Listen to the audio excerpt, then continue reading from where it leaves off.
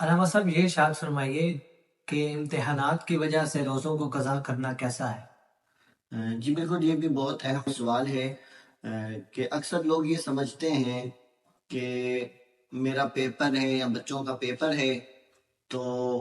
اس کا روزہ اگر چھوڑ دیں گے تو یہ ایک عذر ہے، کیونکہ ایک محنت والا کام ہے، دماغی کام ہے، تو یہ اس کو عذر سمجھتے ہیں۔ یاد رہے کہ یہ وہ عذر نہیں ہے جس کی بنا پر روزہ چھوڑنے کی اجازت ہو۔ سالانہ امتحانات کا آنا یا پھر کوئی گرمی میں روزے کا آ جانا یا ہلکا پھلکا بخار ہو، جسم درد ہو، یہ وہ آزار نہیں ہے کہ جو شریعت میں قابل قبول ہو، جن کی بنا پر روزہ چھوڑنے کی اجازت ہو۔ تو سالانہ امتحانات ہو یا ویسے ہی کوئی جو ہے وہ امتحان دینے کے لیے بندہ گیا ہو یا جاب کا انٹرویو ہو، المختصر یہ کہ یہ شرعی آزار میں شامل نہیں ہے اور ان وجوہات کی بنا پر روزہ چھوڑنے کی بھی اجازت نہیں ہے۔ اچھا، یہاں پر ناظرین کو ایک اور مسئلہ بھی میں بیان کرتا چلوں کہ یہاں پر یہ دیکھنے میں آیا ہمارے معاشرے میں کہ چھوٹے بچوں کو والدین منع کر دیتے ہیں کہ جی آپ روزہ مت رکھیں، آپ اسکول جانا ہے یا آپ کے پیپرز ہیں، بیٹا آپ روزہ نہ رکھیں۔ تو کتنا چھوٹا بچہ ہو جس کو والدین روزہ رکھنے سے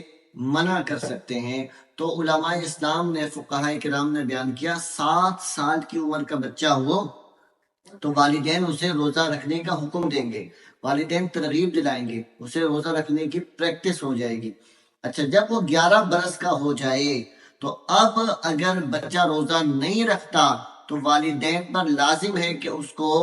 ڈانٹیں، والدین پر لازم ہے کہ اس کو روزہ رکھوائیں، پوچھ گچھ کریں، اور اگر وہ بچہ روزہ نہیں رکھتا تو اس کے ترک پر اس کو ملامت کی جائے، ورنہ والدین واجب کے چھوڑنے کی وجہ سے گناہ گار ہوں گے۔ جی ہاں، پھر سن لیجئے کہ جو 11 سال کا بچہ اگرچہ نابالغ ہے،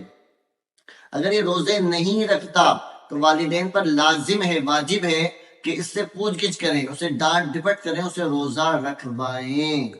اور یہاں دیکھ لیں آج حال کیا ہے،